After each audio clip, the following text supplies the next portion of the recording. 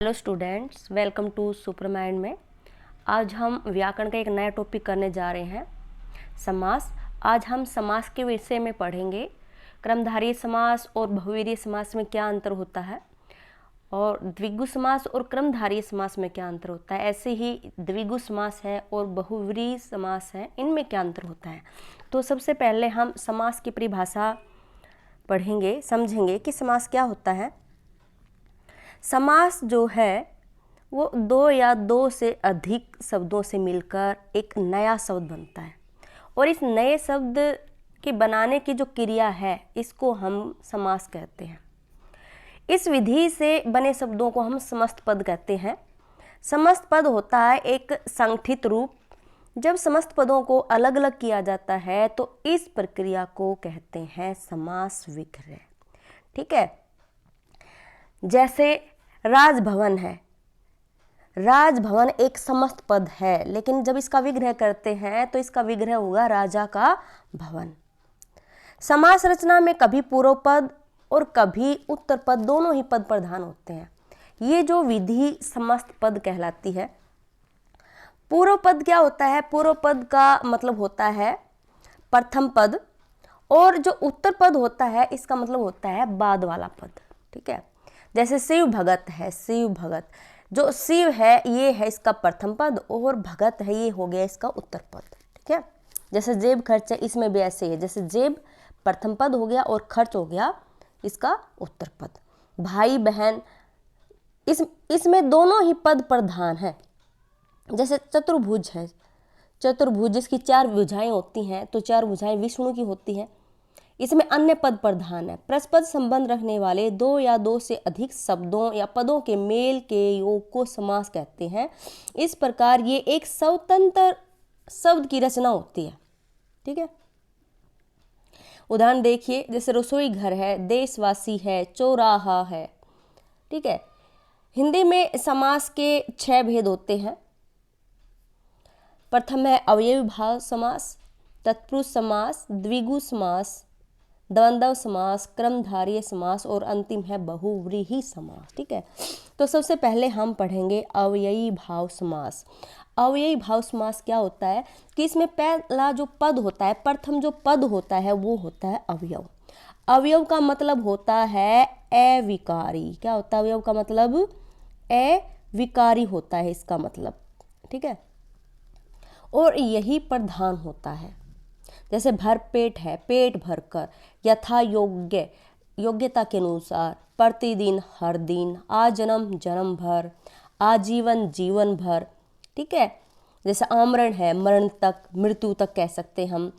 बीचों बीच है, बीच ही बीच में, यथाशक्ति है, शक्ति के अनुसार। तो ये हो गया आपके अवयवी भाव समास के उदाहरण। नेक्स्ट है आपका तत्पुरुष समास। तत्पुरुष समास, इसमें क्या होता है? इस समास में प्रथम पद होता है वो गौण होता है, और जो दूसरा पद होता है वो बेटा होता है प्रधान होता है। ठीक है, जिसमें प्रथम पद गौण और दूसरा पद प्रधान होता हो उसे हम तत्पुरुष समास कहते हैं। इसमें जो कारक के चिन्ह होते हैं ना, उनका लोप हो जाता है, वो लुप्त हो जाते हैं। ठीक है, कारक तथा अन्य आधार पर तत्पुरुष के निम्नलिखित भेद होते हैं। जैसे प्रथम है कर्म तत्पुरुष समास। ठीक है, कर्म तत्पुरुष समास की विभक्ति होती है को परसग होता है इसका। ठीक है, जैसे बस चालक है तो इसका हम विग्रह करेंगे तो बस को चलाने वाला, तो ये को है, ये इसकी विभक्ति है, इसका लुप्त हो गया। जैसे हम इसको समस्त पद बनाएंगे ना, तो बस चालक। ऐसे गगनचुंबी है, गगन को चूमने वाला। स्वर्ग प्राप्त है, स्वर्ग को प्राप्त। माखन चोर है, माखन चुराने वाला, माखन को चुराने वाला कह सकते हैं हम। नेक्स्ट है करण तत्पुरुष समास। इसमें क्या होता है? इसकी विभक्ति होती है से और द्वारा, ये इसकी विभक्ति होती है।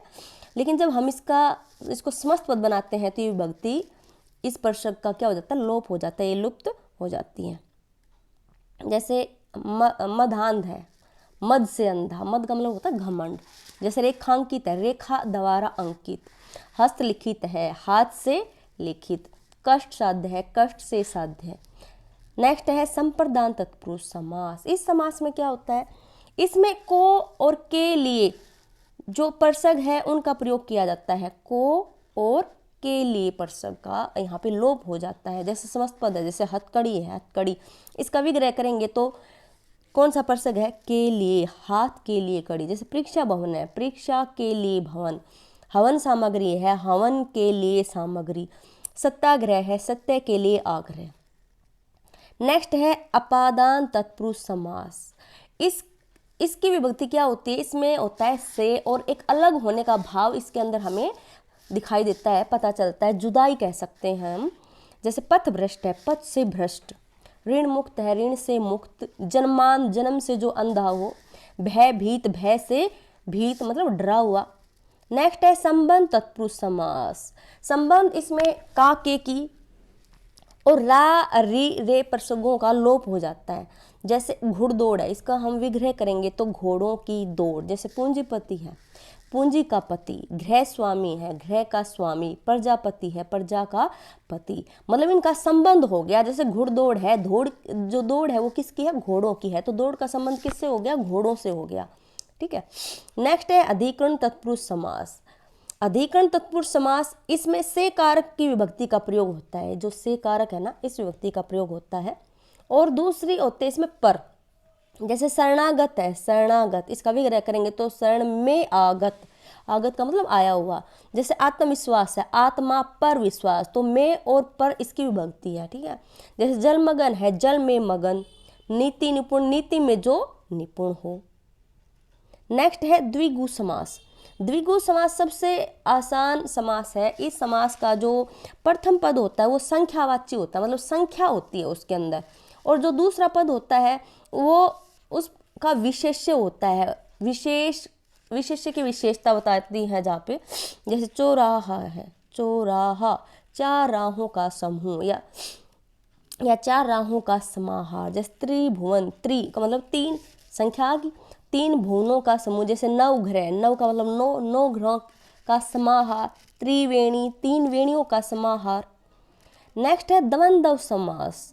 इस समास में दोनों ही पद प्रधान होते हैं। द्वंद्व समास में क्या होते हैं, द्वंद्व समास में दोनों पद प्रधान होते हैं तथा और या आदि शब्दों का यहाँ पे लोप हो जाता है। जैसे आय वे है, आय और वे। माता पिता, माता और पिता।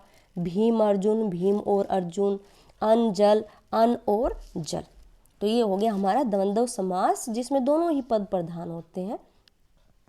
नेक्स्ट है कर्मधारय समास। इस समास में जो विशेषण का संबंध होता है और इसमें प्रथम जो पद होता है वो गुणवाचक होता है। प्रथम पद कैसा होता है, इसमें गुणवाचक, उसकी विशेषता बताई जाती है। जैसे महात्मा है, महान है जो आत्मा। स्वर्ण कमल है, स्वर्ण का कमल। नील कमल है, नीला है जो कमल। पीताम्बर, पीला है जो अंबर। अंबर का मतलब होता है आकाश। कर्मधारय समास में पूर्व पद तथा उत्तर पद में उपमेय उपमान संबंध भी हो सकता है और विशेष्य और विशेषण का भी संबंध हो सकता है। ठीक है। जैसे देखिए समस्त पद उपमेय, जैसे उपमान घनश्याम है, घन के समान। श्याम, श्याम का मतलब काला। कमल नयन है, कमल के समान नयन। मुख चंद्र, मुख रूपी चंद्र। ठीक है। नेक्स्ट है बहुव्रीहि समास। इस समास में कोई भी पद प्रधान नहीं होता, बल्कि कोई जो तीसरा पद होता है ना वो प्रधान होता है, या यूँ कहें कि किसी अन्य के विशेषण का कार्य करता है, और यही तीसरा पद ही यहाँ पे प्रधान होता है। समस्त पद और विग्रह देखिए, जैसे दशानन है, दशानन। वैसे तो इसको हम द्विगु समास भी कह सकते हैं। क्यों?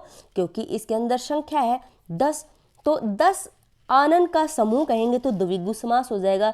लेकिन जब हम इसमें किसी तीसरे व्यक्ति की विशेषता बताते हैं तो ये हो जाएगा बहुव्रीहि समास। जैसे 10 है आनन, आनन का मतलब क्या होता है, मुख। 10 है आनन जिसके, अर्थात 10 मुख किसके हैं, रावण के हैं। जैसे चतुर्भुज है, 4 है भुजाएं जिसकी, किसकी है, विष्णु की है। तो किसी तीसरे व्यक्ति की यहाँ पे विशेषता बताई है। ठीक है। वैसे अगर हम यहाँ पे द्विगु समास कहते तो इसका जो विग्रह है वो अलग होता। चतुर्भुज, 4 भुजाओं का समाहार। ठीक है। जैसे लंबोदर है, लंबा है उदर, उदर का मतलब क्या होता है, पेट होता है। लंबा है उदर जिसका, तो लंबा पेट किसका होता है, उदर किसका होता है, गणेश का होता है। जैसे चक्कर पानी है, चक्कर है पानी, पानी चक्कर मतलब किसके हाथ में चक्कर होता है, तो चक्कर होता है विष्णु के हाथ में। ठीक है। तो किसी तीसरे व्यक्ति की विशेषता बताई है तो ये होगा बहुव्रीहि समास। जैसे नीलकंठ है, तो नील है कंठ, मतलब नीला कंठ। जैसे शिव ने है ना विष को ग्रहण किया था तो उसका जो कंठ था वो नीला पड़ गया था जहर के कारण, ठीक है, इसलिए उसको नीलकंठ भी कहते हैं। अर्थात नीला है कंठ जिसका किसी तीसरे व्यक्ति के बारे में बताया गया है, तो ये कौन है, शिव है, ठीक है।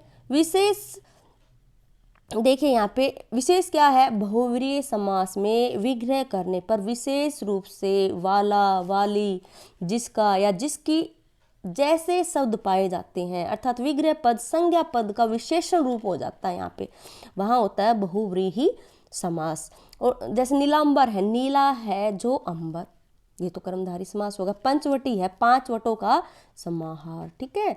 अगर मेरे चैनल को लाइक और सब्सक्राइब कीजिए अगर आपको मेरी वीडियो पसंद आई है तो।